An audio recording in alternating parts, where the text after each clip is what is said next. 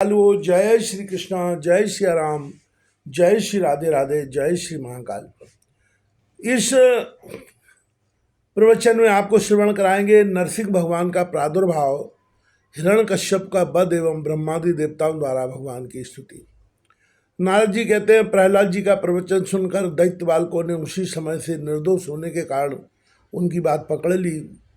गुरु जी की दूसरी शिक्षा की ओर उन्होंने ध्यान ही न दिया। जब गुरु जी ने देखा कि इन सभी विद्यार्थियों की बुद्धि एकमात्र भगवान में स्थिर हो रही है, तब वे बहुत घबराए और तुरंत हिरण्यकश्यप के पास जाकर निवेदन किया। अपने पुत्र प्रहलाद की इस असह्य और अप्रिय अनीति को सुनकर क्रोध के मारे उनका शरीर थर थर कांपने लगा। अंत में उसने यही निश्चय किया कि प्रहलाद को अब अपने ही हाथ से मार डालना चाहिए। मन और इंद्रियों को बस में रखने वाले प्रहलाद जी बड़ी नम्रता से हाथ जोड़कर चुपचाप हिरण्यकश्यप के सामने खड़े थे और तिरस्कार के सर्वथा योग्य थे, परंतु हिरण्यकश्यप स्वभाव से ही क्रूर था। वह पैर की चोट खाए हुए सांप की तरह फुफकारने लगा। उसने उनकी ओर पाप भरी टेढ़ी नज़र से देखा और कठोर वाणी से डांटते हुए कहा, मूर्ख, तू बड़ा उद्दंड हो गया है। स्वयं तो नीच है ही, अब हमारे कुल के और बालकों को भी फोड़ना चाहता है। तूने बड़ी ढिठाई से मेरी आज्ञा का उल्लंघन किया है। आज ही तुझे यमराज के घर भेजकर इसका फल चखाता हूँ। मैं तनिक सा क्रोध करता हूँ तो तीनों लोक और उनके लोकपाल कांप उठते हैं। फिर मूर्ख, तूने किसके बलबूते पर निडर की तरह मेरी आज्ञा के विरुद्ध काम किया है। प्रहलाद जी ने कहा, दैत्यराज, ब्रह्मा से लेकर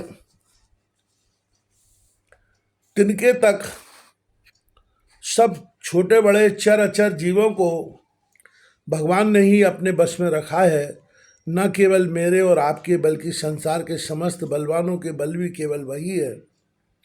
वे ही महापराक्रमी सर्वशक्तिमान प्रभु काल है तथा समस्त प्राणियों के इंद्रिय बल, मनोबल, देह बल, धैर्य एवं इंद्रिय भी वही है। वही परमेश्वर अपनी शक्तियों के द्वारा इस विश्व की रचना, रक्षा और संहार करते हैं। वे ही तीनों गुणों के स्वामी हैं। आप अपना यह असुर भाव छोड़ दीजिए, अपने मन को सबके प्रति समान बनाइए। इस संसार में अपने बस में न रहने वाले कुमारगामी मन के अतिरिक्त और कोई शत्रु नहीं है। मन में सबके प्रति समता का भाव लाना ही भगवान की सबसे बड़ी पूजा है। जो लोग अपना सर्वस्व लूटने वाले इन 6 इंद्रिय रूपी डाकुओं पर तो पहले विजय नहीं प्राप्त करते और ऐसा मानने लगते हैं कि हमने 10 दिशाएं जीत ली, में मूर्ख है।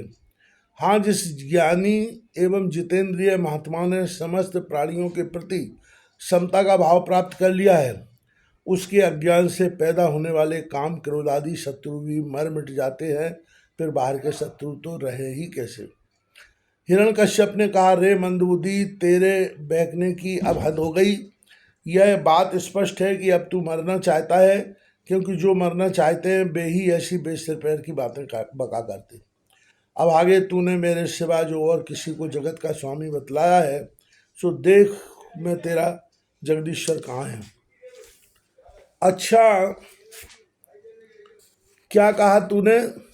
सर्वत्र है, तो इस खंबे में क्यों नहीं दिखता? अच्छा,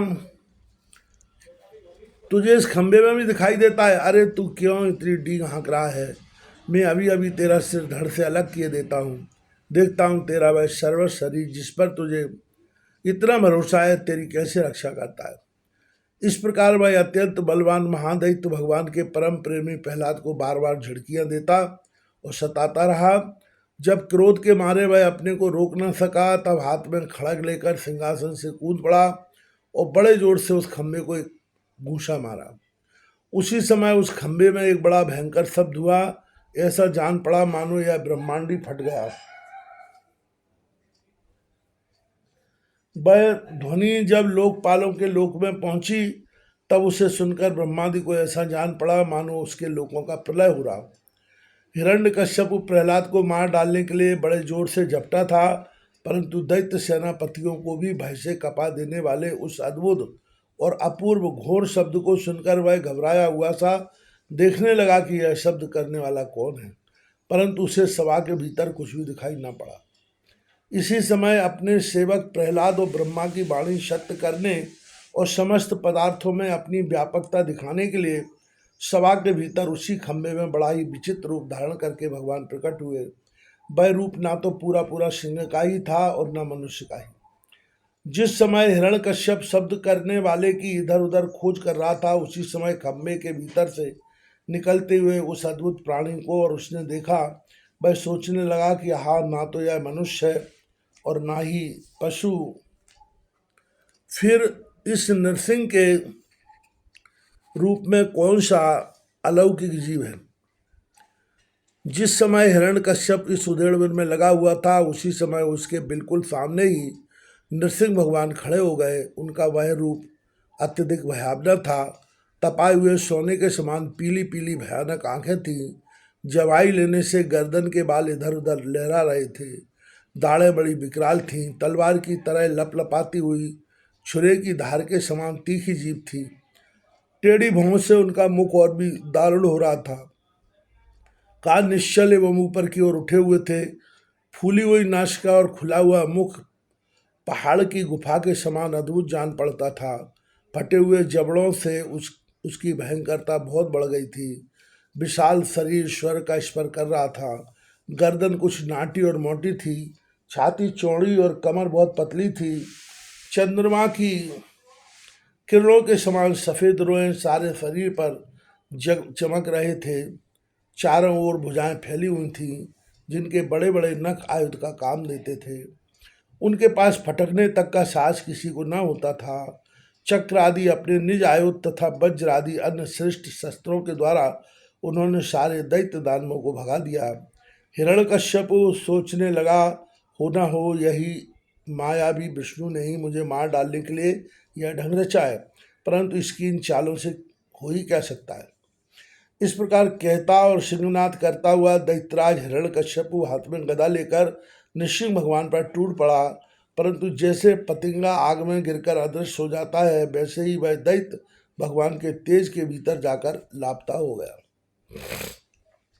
समस्त शक्ति और तेज के आश्रय भगवान के संबंध में ऐसी घटना कोई आश्चर्यजनक नहीं है, क्योंकि सृष्टि के आरंभ में उन्होंने अपने तेज से प्रलय के निमित्त भूत तमोगुण रूपी घोर अंधकार को भी पी लिया था।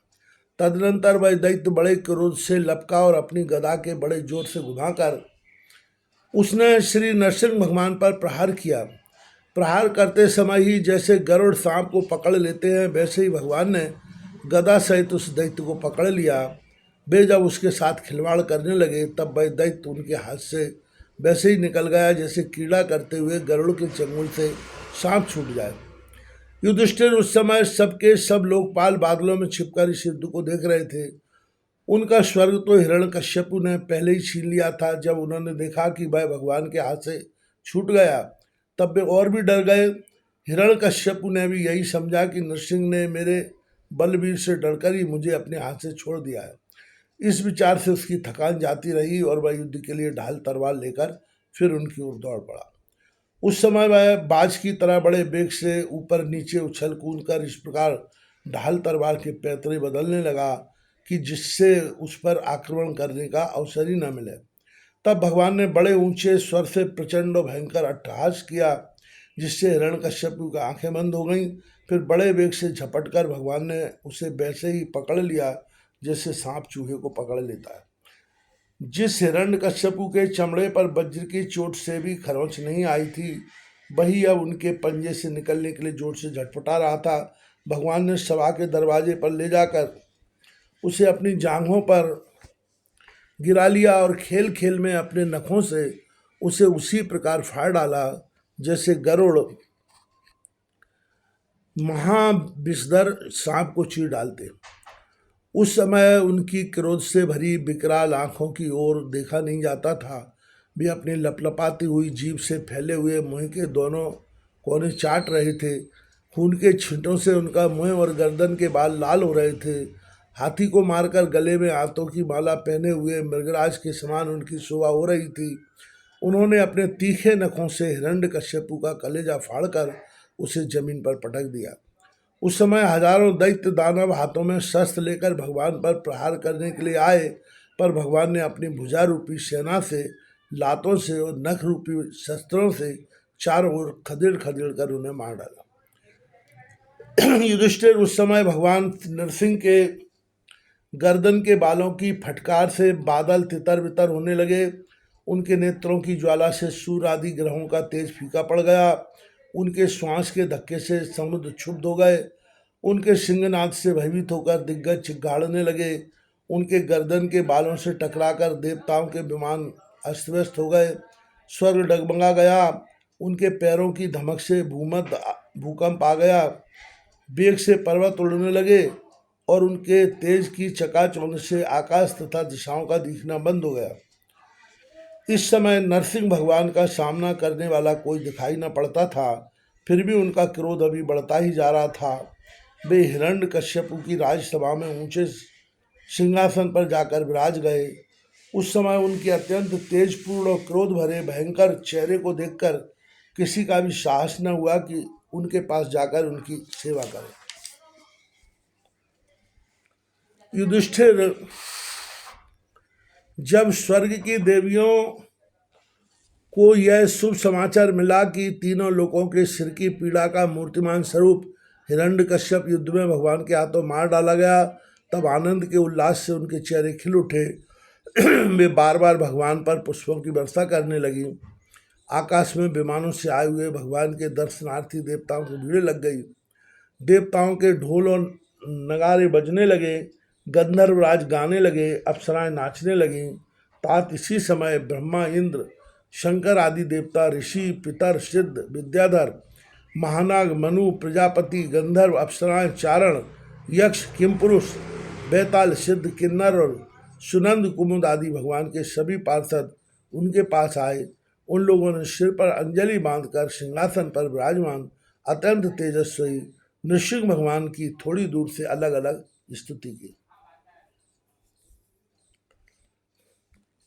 ब्रह्मा जी ने कहा, प्रभु आप अनंत हैं, आपकी शक्ति का कोई पार नहीं पा सकता। आपका पराक्रम विचित्र और कर्म पवित्र है। यद्यपि गुणों के द्वारा आप लीला से ही संपूर्ण विश्व की उत्पत्ति, पालन और प्रलय यथोचित ढंग से करते हैं, फिर भी आप उनसे कोई संबंध नहीं रखते, स्वयं निर्विकार रहते हैं। मैं आपको नमस्कार करता हूँ। श्री रुद्र ने कहा, आपके क्रोध करने का समय तो कल्प के अंत में होता है। यदि इस तुक्ष दैत्य को मारने के लिए ही आपने क्रोध किया है तो वह भी मारा जा चुका है। उसका पुत्र आपकी शरण में आया है। भक्त वत्सक प्रभु, आप अपने इस भक्त की रक्षा कीजिए। इंद्र ने कहा, पुरुषोत्तम आपने हमारी रक्षा की है। आपने हमारे जो यज्ञ भाग लौटाए हैं वे वास्तव में आप अंतर्यामी के ही है। दैत्यों के आतंक से संकुचित हमारे हृदय कमल को आपने प्रफुल्लित कर दिया। वह भी आपका ही निवास स्थान है। यह जो स्वर्ग आदि का राज्य हम लोगों को पुनः प्राप्त हुआ है, यह सब काल का ग्रास है। जो आपके सेवक हैं उनके लिए वह है ही क्या। स्वामी, जिन्हें आपकी सेवा की चाह है वे मुक्ति का भी आदर नहीं करते, फिर अन्य भोगों की तो उन्हें आवश्यकता ही क्या है। ऋषियों ने कहा, पुरुषोत्तम आपने तपस्या के द्वारा ही अपने में लीन हुए जगत की फिर से रचना की थी और कृपा करके उसी आत्म तेज स्वतंत्र श्रेष्ठ तपस्या का उपदेश आपने आप हमारे लिए भी किया था। इस दैत्य ने उसी तपस्या का उच्छेद कर दिया था। शरणागत वत्सल, उस तपस्या की रक्षा के लिए अवतार ग्रहण करके आपने हमारे लिए फिर से उसी उपदेश का अनुमोदन किया। पितरों ने कहा, प्रभु हमारे पुत्र हमारे लिए पिंडदान करते थे, वह उन्हें बलात् छीनकर खा जाया करता था। जब वे पवित्र तीर्थों में या संक्रांति आदि के अवसर पर नैमित्तिक तर्पण करते या तिलांजलि देते थे तब उसे भी यह भी पी जाता था। आज आपने अपने नखों से इसका पेट फाड़कर वह सब का सब लौटाकर हमें दे दिया है। आप समस्त धर्मों के एकमात्र रक्षक हैं। नृसिंहदेव, हम आपको नमस्कार करते हैं। सिद्धों ने कहा, नृसिंहदेव, इस दुष्ट ने अपने योग और तपस्या के बल से हमारी योग सिद्ध गति छीन ली थी। अपने नखों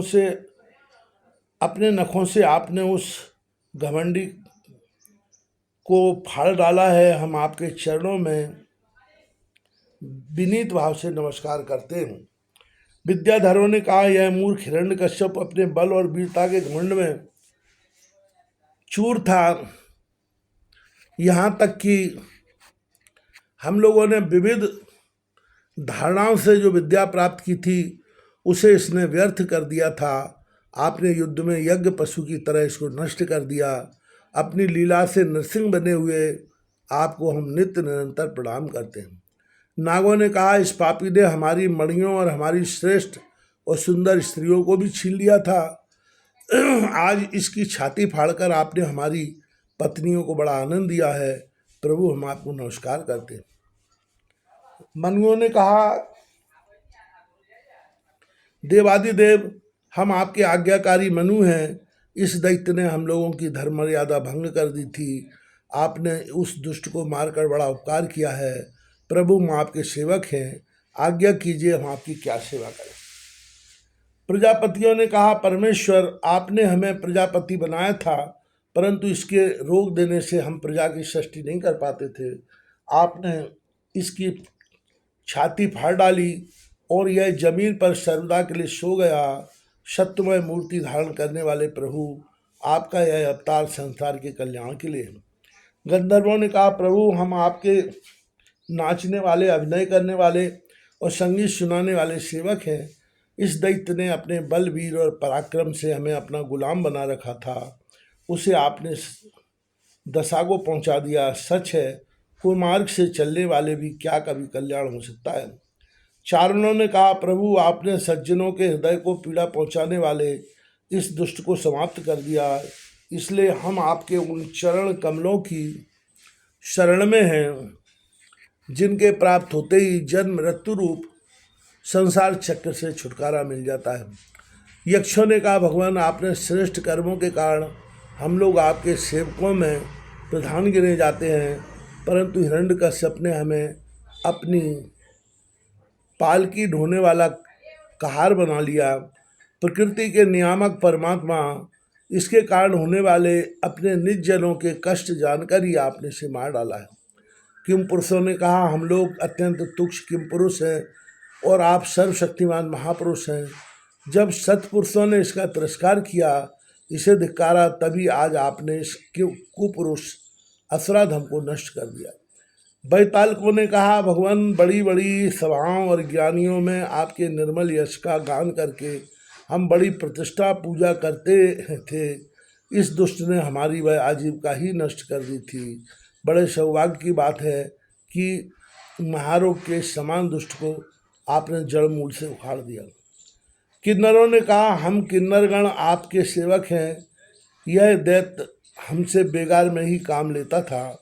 भगवान, आपने कृपा करके आज इस पापी को नष्ट कर दिया।